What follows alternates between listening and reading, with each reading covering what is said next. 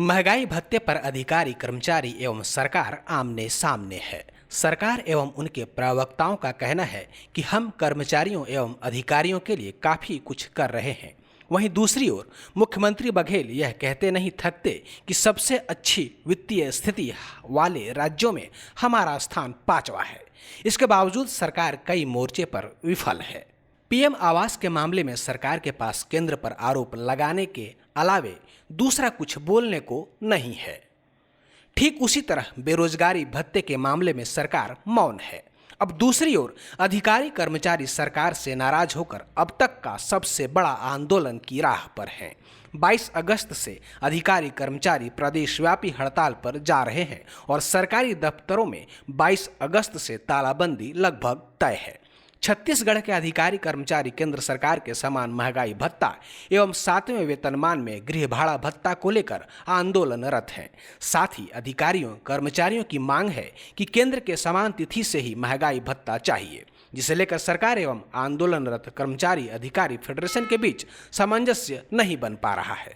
वहीं दूसरी ओर जो संगठन आंदोलन में सहभागी नहीं है, ऐसे लोगों के साथ मुलाकात कर 6% महंगाई भत्ता बढ़ाकर सरकार ने अपनी पीठ थपथपा ली है। जबकि आंदोलनरत 80 से अधिक कर्मचारी अधिकारी संगठन अभी भी आंदोलन की राह पर हैं। कर्मचारी नेताओं का कहना है कि कांग्रेस हमेशा से अधिकारी कर्मचारी विरोधी रही है। छत्तीसगढ़ बनने के बाद भी जब 3 वर्षों के लिए सरकार रही, तब भी डीए लागू करने को लेकर कर्मचारी अधिकारी परेशान थे। आज भी वही स्थिति है। इस टेबल को ध्यान से देखिए और देखिए कि कैसे और कब से सरकार डीए को लंबित रखी हुई है। इस टेबल को देखकर आप समझ रहे होंगे कि 1 जनवरी 2019 की स्थिति में जबकि कांग्रेस की सरकार छत्तीसगढ़ में आई, उस स्थिति में केंद्र एवं प्रदेश दोनों ही कर्मचारियों का महंगाई भत्ता बराबर था। तब यह 12% था। 1 जुलाई 2019 को केंद्र ने महंगाई भत्ते में 5% की बढ़ोतरी कर दी और वह हो गया 17%, जबकि प्रदेश में यह 12% ही रहा। वहीं 1 जनवरी 2020 को पुनः केंद्र सरकार ने 4% की बढ़ोतरी कर महंगाई भत्ते को 21% कर दिया, जबकि प्रदेश ने इस पर कोई बढ़ोतरी नहीं की। पुनः 1 जुलाई 2020 को केंद्र सरकार ने 3% की बढ़ोतरी करते हुए इसे 24% कर दिया, लेकिन तब भी छत्तीसगढ़ की भूपेश बघेल सरकार ने प्रदेश के कर्मचारियों के भत्ते में कोई बढ़ोतरी नहीं की। 1 जनवरी 2021 को केंद्र सरकार ने पुनः 4% की बढ़ोतरी करते हुए महंगाई भत्ता 28% कर दिया, लेकिन प्रदेश में यह 12% ही रहा।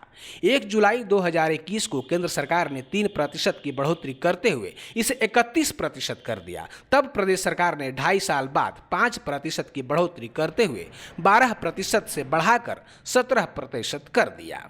लेकिन सबसे बड़ी बात यह रही कि लगभग 2.5 साल का एरियर्स भुगतान करने के प्रति सरकार ने अपनी कोई जिम्मेदारी नहीं दिखाई। करोड़ों रुपए की एरियर्स सरकार डकार गई। वहीं 1 जनवरी 2022 को पुनः केंद्र सरकार ने महंगाई भत्ते में 3% की बढ़ोतरी करते हुए 34% कर दिया, जबकि प्रदेश में यह भत्ता 17% पर ही स्थिर रहा। इसके पश्चात 1 मई 2022 को प्रदेश सरकार ने 5% की महंगाई भत्ते में बढ़ोतरी कर श्रमिक दिवस पर अपनी पीठ थपथपा ली कि हम अधिकारी एवं कर्मचारी हितैषी हैं। इसके पश्चात 1 जुलाई 2022 के लिए केंद्र सरकार द्वारा अपने कर्मचारियों हेतु 4% की महंगाई भत्ता प्रस्तावित है, जो देर सवेर लागू होना ही है।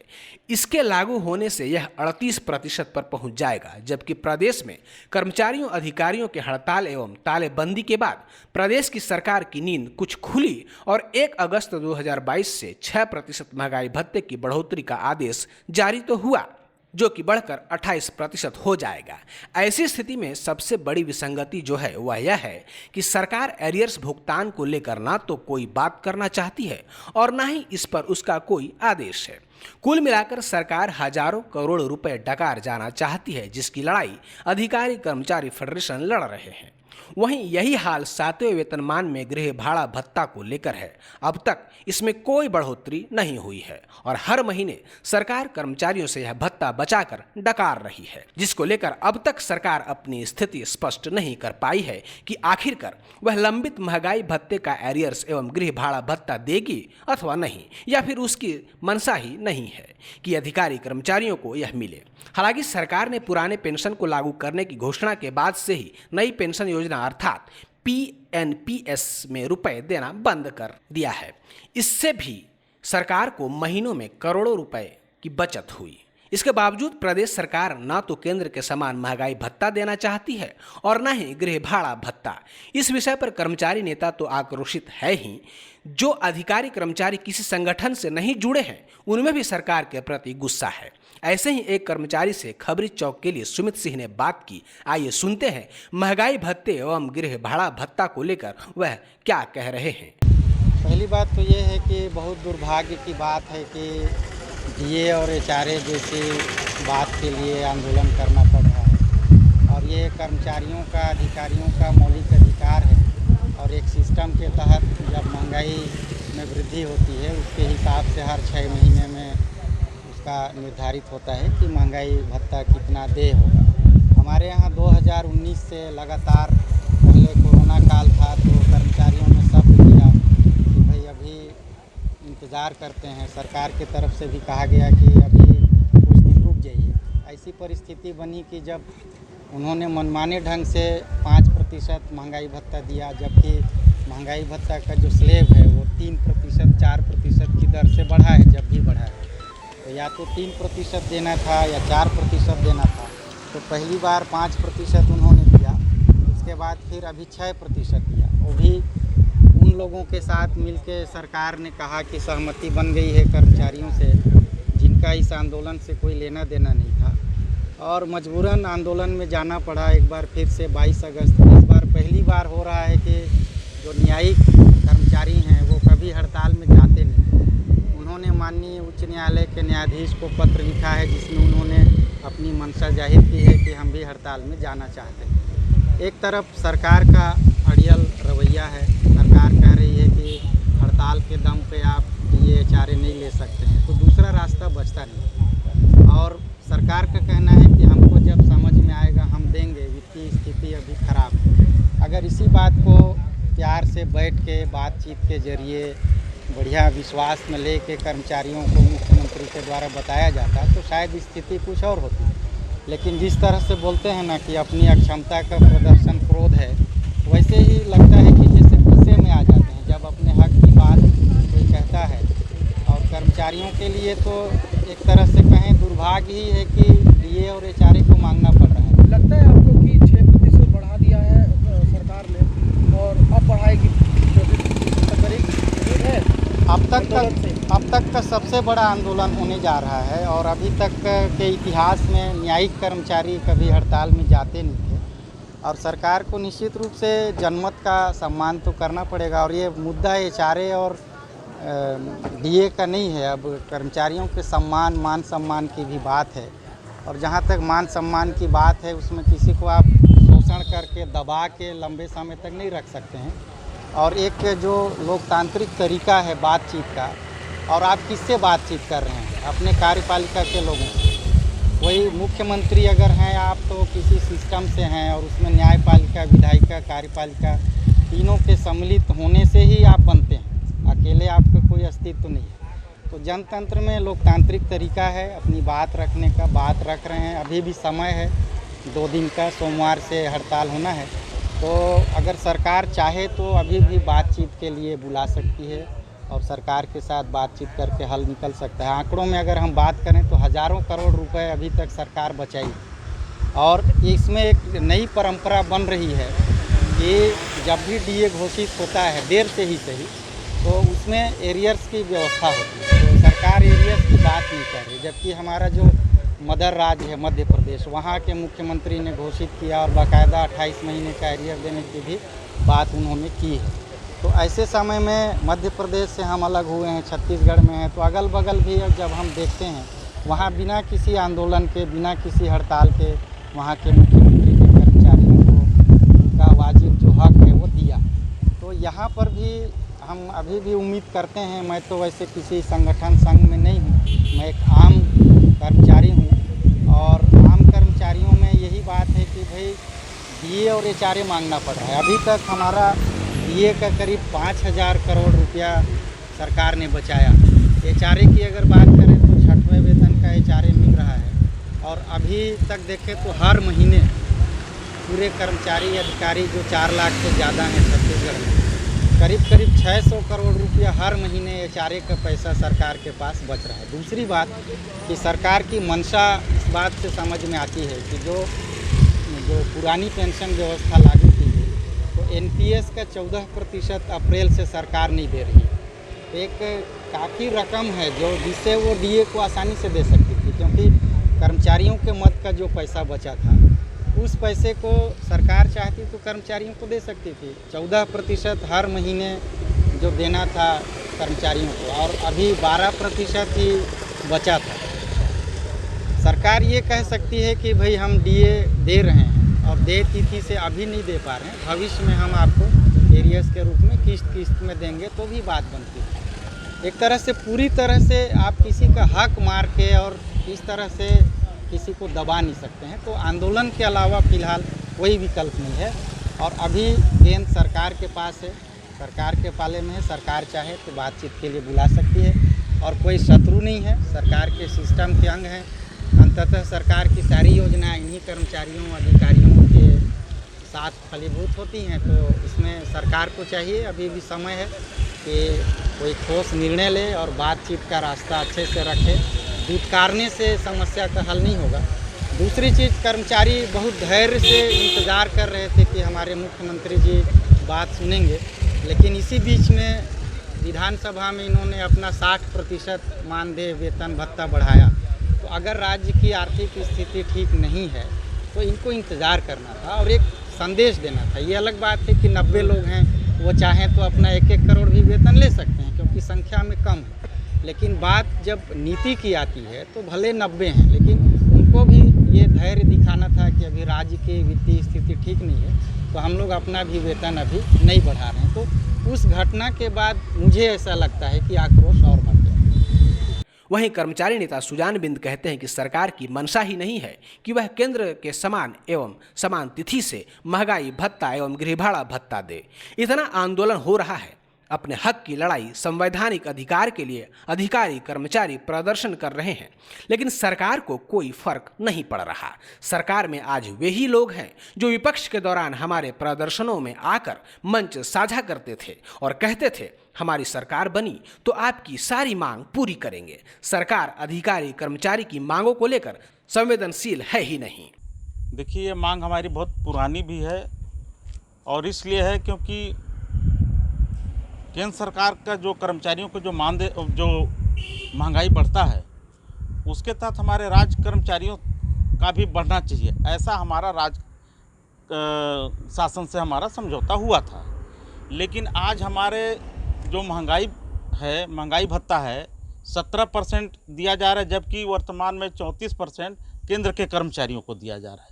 अभी पिछले दिनों जब आंदोलन हुआ था 2-3 महीना पहले, तो कुछ बढ़ाया गया है, और अभी भी बढ़ाने का उन्होंने आश्वासन दिया है, आदेश भी जारी हो गया। लेकिन हमारा मांग ये है कि 34% हमको मिलना चाहिए, जैसा केंद्र के समान कर्मचारियों को मिल रहा है। एचआर का उसी तरह से है, पुराने रेट में। आप बताइए ना, 700 में कहीं मकान मिलेगा का किराए का? नहीं मिलेगा। आज की स्थिति में कम से कम 4,000, 5,000, 7,000 में मकान मिलता है शहरों में। तो उसी हिसाब से हमको एचआर भी मिलना चाहिए, मकान का भत्ता भी मिलना चाहिए, ये हमारी मांग है। लगता है सरकार पूरा करेगी? देखिए, सरकार तो तब पूरा करती है जब कर्मचारी संगठन दबाव डालते हैं। वो अपने मन से थोड़ी देते हैं। यदि अपने मन से देते तो कर्मचारियों को आंदोलन करने की आवश्यकता ही नहीं पड़ती। देखिए क्या है, आज ये लोग जो शासन है कांग्रेस की, ये जब सत्ता में नहीं आए थे उसके पहले हमारे मंच पे जा के बोलते थे कि जब भी हम सत्ता में आएंगे वो आपके सारे मांग पूरा करेंगे। ये सारे लोगों को घोषणा पत्र के माननीय हमारे टीएस बाबा अध्यक्ष भी थे, सारे कर्मचारी संगठनों से इन्होंने आश्वासन दिए थे। ये और भूपेश बघेल जी जो कांग्रेस के अध्यक्ष हुआ करते थे, इन्होंने आश्वासन दिया था। आज 3.5 साल हो गया, अभी तक इन्होंने मांग कोई पूरा नहीं किया। इसलिए मजबूरन कर्मचारी संगठन को आंदोलन के लिए बाध्य होना पड़ रहा तो कहने का मतलब सीधा सीधा है कि सरकार संवेदनशील नहीं है है। बिल्कुल नहीं है, बिल्कुल 1% भी नहीं है। भाई आप देखिए ना, कोरोना काल में इन्होंने निगम का वो नियुक्ति किया, निगम अध्यक्ष, मंडल आयोग, इन सब की जरूरी था, जबकि एक आदमी बाहर नहीं निकलता था। ये बहुत जरूरी था। लाखों करोड़ रुपए उसमें खर्चा हो रहे, तनख्वाह में खर्चा हो रहे और भत्ता लोग बना रहे हैं। आज कर्मचारियों के लिए देने के हुआ तो ये नाटकबाजी कर रहे हैं। अभी मुश्किल से 4-5 महीना हुआ है, ये विधायकों का वेतन दूना कर लिए। भाई जिस कर्मचारी से आपका काम हो रहा है, शासन चल रही है, उस कर्मचारी को आप नहीं देंगे तो कैसे आप शासन सत्ता चला लेंगे। अधिकारी कर्मचारी फेडरेशन के संभागीय अध्यक्ष कौशलेंद्र पांडेय का कहना है कि सरकार कर्मचारियों के महंगाई भत्ते का केवल एरियर्स की रकम 45,000 करोड़ से अधिक डकार चुकी है। अब तक इस पर कुछ भी बोलना नहीं चाहती। वहीं गृह भाड़ा भत्ता में भी सरकार ने करोड़ों रुपए कर्मचारियों का डकारने का काम किया है। कुछ भी इस पर बात करना नहीं चाहती। हमारी लड़ाई महंगाई भत्ते के एरियर्स के भुगतान को लेकर है। यदि अभी नहीं मिला, आगे जो सरकार आएगी तब और बढ़ जाएगा। कोई भी सरकार 10-15 हजार करोड़ एक साथ नहीं दे पाएगी। इसलिए यदि समय में मिले तो ही अच्छा है, अन्यथा कर्मचारियों को काफ़ी नुकसान हो रहा है। जो हमारा आंदोलन है वो 22 तारीख से अनिश्चितकालीन आंदोलन पूरे प्रदेश में है और पूरे प्रदेश के 5 लाख कर्मचारी अधिकारी 22 तारीख से अनिश्चितकालीन आंदोलन में हैं और 2 सूत्री मांग है हमारी। पहली मांग है कि केंद्र के समान देय तिथि से महंगाई भत्ता दिया जाए, जो हमारे प्रदेश के कर्मचारियों को नहीं मिल रहा है, और दूसरा है 1/1/2016 से 7वें वेतनमान में आवास भत्ता जो है, मकान किराया भत्ता, ये हमको नहीं मिल रहा है। तो ये 2 मांग को लेके पूरे प्रदेश के कर्मचारी आंदोलनरत हैं और ये चौथे चरण के आंदोलन में हम 22 तारीख से अनिश्चितकालीन आंदोलन में जा रहे हैं। दूसरी बात, ये जो हमारा, यदि हम पूरा काउंट करें तो अभी लगभग 4,500 करोड़ रुपए सरकार जो है हमारे कर्मचारियों का एरियर खा चुकी है और ये परिपाटी आगे भी बढ़ जाएगी, क्योंकि जब लगभग 8 से 10 हज़ार करोड़ हो जाएगा तो किसी भी सरकार के लिए पिछला एरियर देना बहुत मुश्किल काम होगा। इसलिए हम लोग ये चाहते हैं कि हमारा जो जुलाई 2019 से हमारा बकाया है महंगाई भत्ता, उसका एरियर वो सरकार दे और वर्तमान में जो 34% महंगाई भत्ता सभी कर्मचारियों, केंद्रीय कर्मचारियों को मिल रहा है, वो दे। अभी वर्तमान में छत्तीसगढ़ में 3 प्रकार की महंगाई भत्ता मिल रहा है। आईएएस लोग को अलग मिल रहा है, बिजली विभाग के कर्मचारी अधिकारियों को अलग मिल रहा है और हमारे प्रदेश के कर्मचारियों को अलग मिल रहा है। इसलिए इसका विरोध है, नीतिगत विरोध है और हम चैनल के माध्यम से माननीय मुख्यमंत्री जी से आग्रह करते हैं कि प्रदेश के 5 लाख कर्मचारी अधिकारियों की भावनाओं को देखते हुए और देय तिथि से उनका महंगाई भत्ता स्वीकृत करें। अभी जो 6% हमारे जो निश्चितकालीन आंदोलन 5 दिन का जो 25 से 29 तक चला, उसमें 6% महंगाई भत्ता रिलीज़ किया गया है सरकार के द्वारा, वो भी 1 अगस्त से दिया गया है।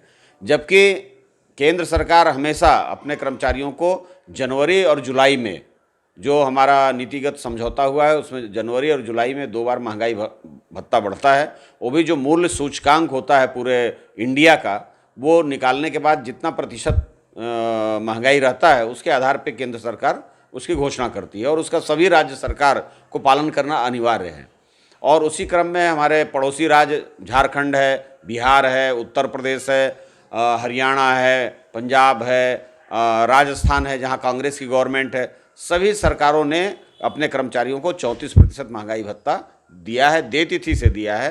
केवल ये छत्तीसगढ़ राज्य सरकार अपनी हठधर्मिता और वहाँ जो ब्यूरोक्रेट्स बैठे हैं वो गलत फीडिंग करते हैं माननीय मुख्यमंत्री जी को और ये आंकड़ा बताते हैं कि इतना पैसा लगेगा, आर्थिक स्थिति खराब है, जबकि माननीय मुख्यमंत्री जी स्वतः बोलते हैं कि पूरे भारतवर्ष में हमारी आर्थिक 5वां राज्य है जिसकी आर्थिक स्थिति मजबूत है।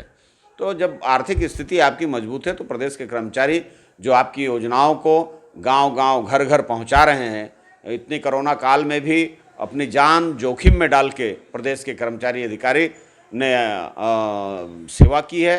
प्रदेश के जो भी मुख्यमंत्री हैं, माननीय मुख्यमंत्री जी के सभी योजनाओं को अमली जामा पहनाने का काम कर्मचारी अधिकारी करते हैं।